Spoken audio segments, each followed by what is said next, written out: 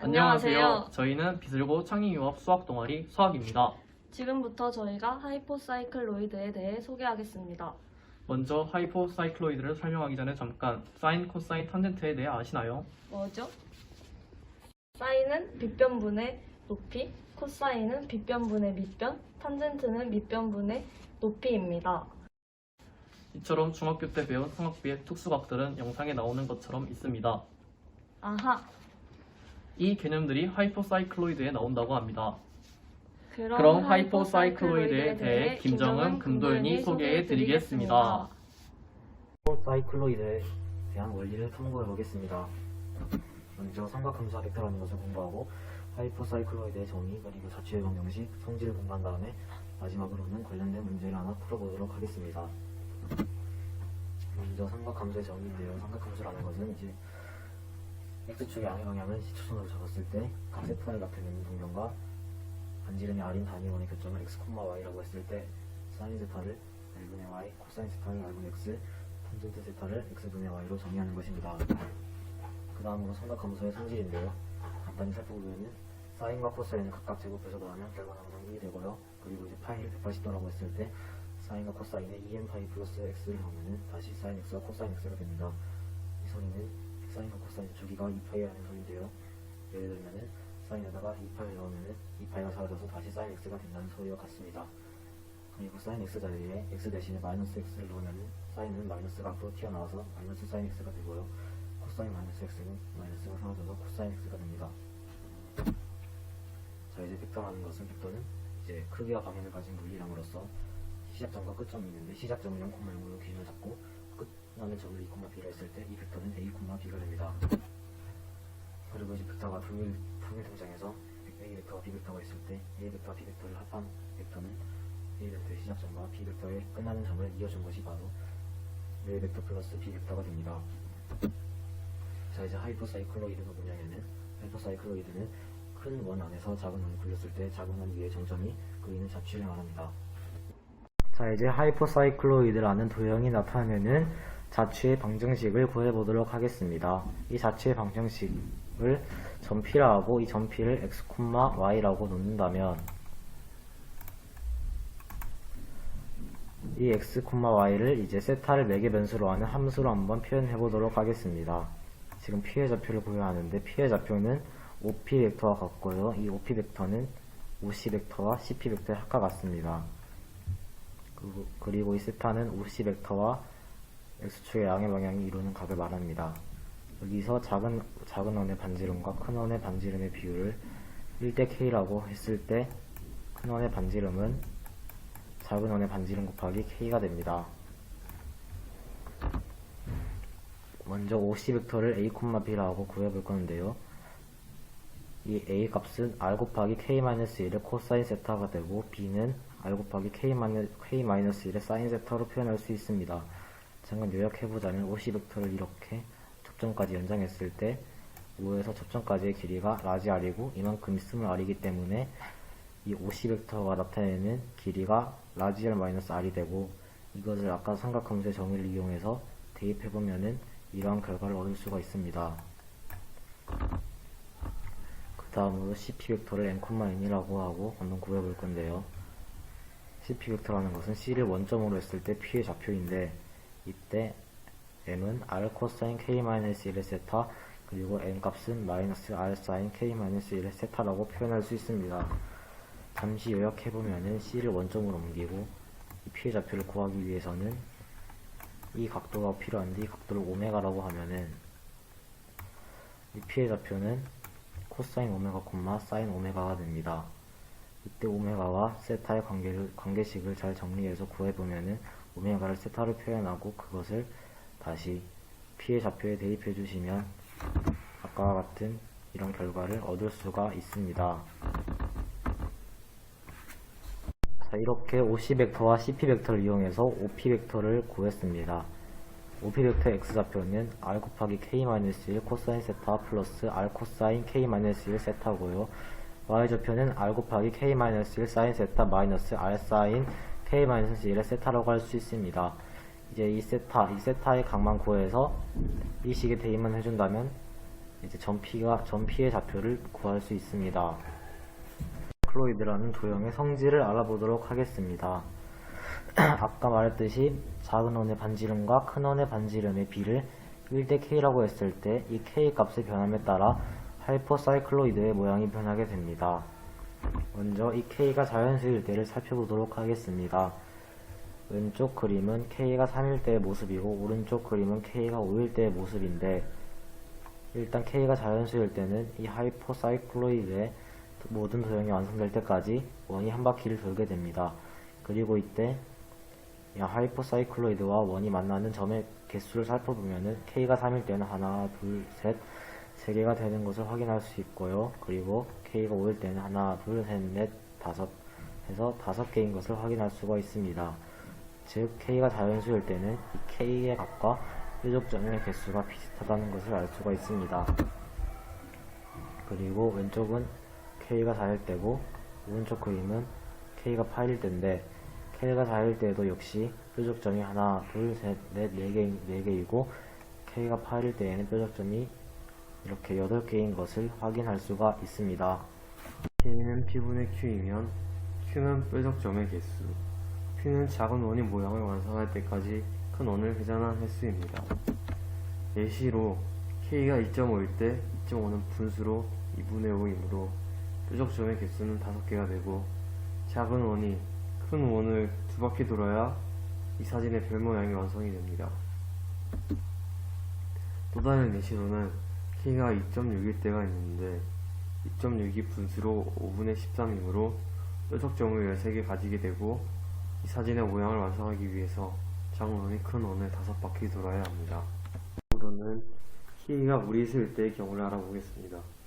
무리수 K 값은 기하분수 K는 P분의 Q를 만족하는 자연수 PQ가 존재하지 않기 때문에 하얀색 작은 원에 고정된 한 점점 P가 출발한 위치로 되돌아올 수 없으므로 곡선은 닫히지 않으며 무한 회전을 통해 검은색 큰 원과 반지름이 R 빼기 2R인 원 사이의 원어치 모양의 영역을 모두 채우게 됩니다. 이에 대한 예시로는 K가 20루트 20일 때의 경우가 있습니다. 사진에서 볼 수 있듯이 작은 원이 큰 원을 계속 돌며 작은 원에 해당하는 부분을 모두 꽉 채운 것을 알 수 있습니다. 다음으로는 하이퍼사이클로이드에서 K의 값의 크기에 따른 성질에 대해 알아보겠습니다. 선 K가 2 이상일 때는 값이 증가할수록 작은 원의 크기가 감소하고, 그에 따라 이 원이 만드는 크기가 큰 원에 가까워집니다. 이 사진의 예시에서 알 수 있듯이 K가 2.6일 때는 작은 원이 굉장히 크고, 또 작은 원이 만드는 모양이 큰 원에 가깝지 않은 것을 볼 수 있습니다. 반면에 K 값이 7.7일 때는 작은 원의 크기가 작고, 또 이 원이 만드는 모양이 큰 원에 가까워진 것을 볼 수 있습니다. 그리고 K가 2일 때는 작은 원이 큰 원의 지름이 됩니다. K가 2 이하일 때는 값이 감소하면 작은 원이 만드는 모양이 큰 원에 가까워집니다. 이 예시에서 볼 수 있듯이 K가 1.5일 때는 원의 모양이 전혀 가깝지 않은데 비해 K가 1.1일 때는 작은 원이 만드는 모양이 큰 원에 가까워진 것을 볼 수 있습니다. 하이퍼사이클로이드에는 앞에서 본 예시 말고도 다른 많은 예시들이 있는데요. 이렇게 다양하고 예쁜 모양의 하이퍼사이클로이드들이 있는 것을 볼 수 있습니다.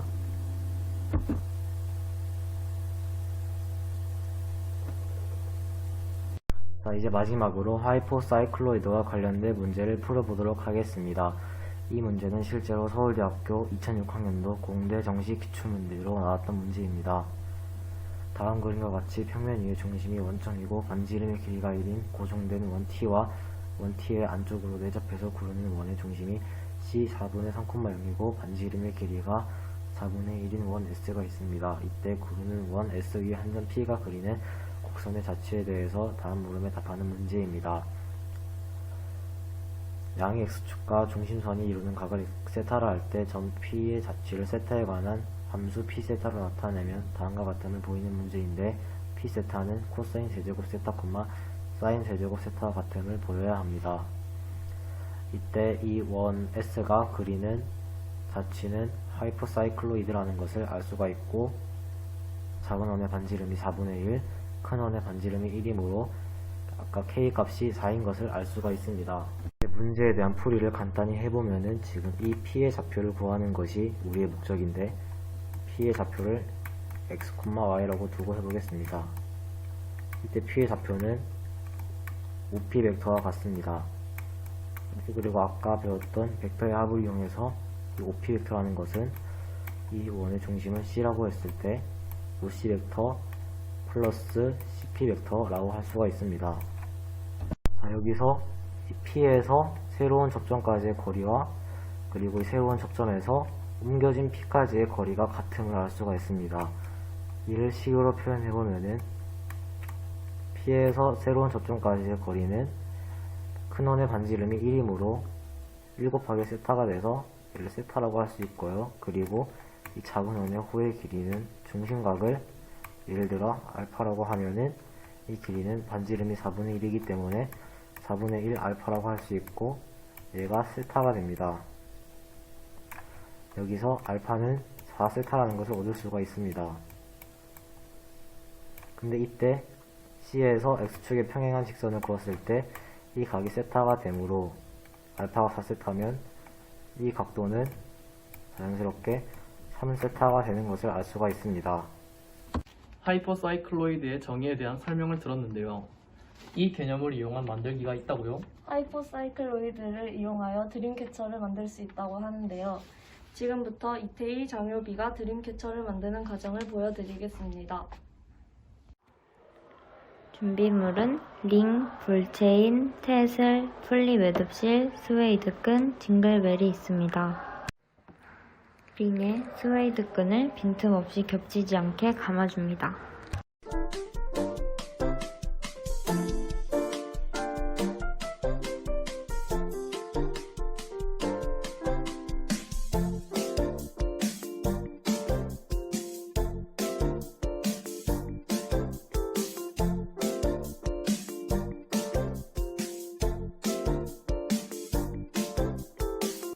다 감아주면 이렇게 됩니다. 그 다음 링을 따라 원을 그려주고 16등분을 하여 숫자를 적어줍니다.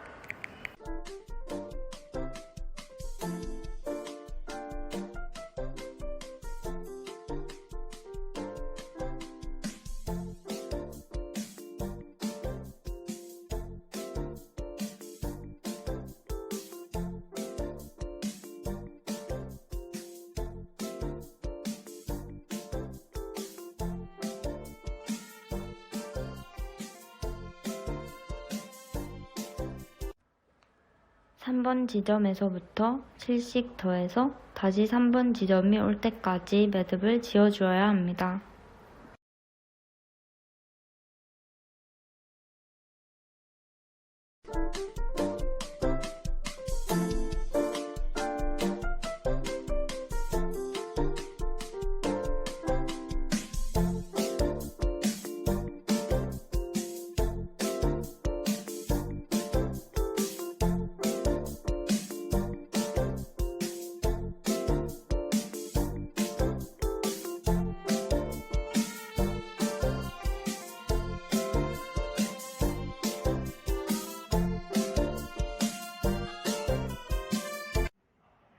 먼저 3번 지점에서 매듭을 지은 후 10번 지점에 매듭을 만듭니다.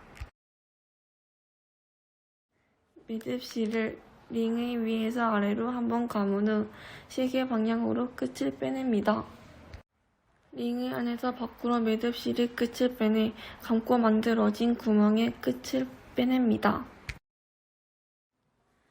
이 방법으로 3번 지점이 다시 돌아올 때까지 반복해줍니다.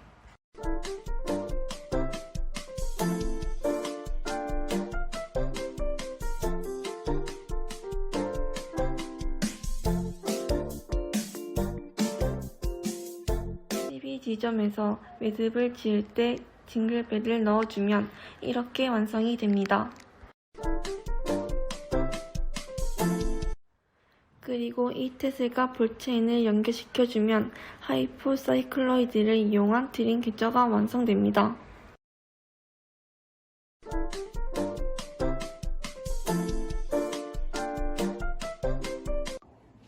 정말 이쁜 드림캐쳐네요. 저희도 갈 때 하나 가지고 가야겠어요.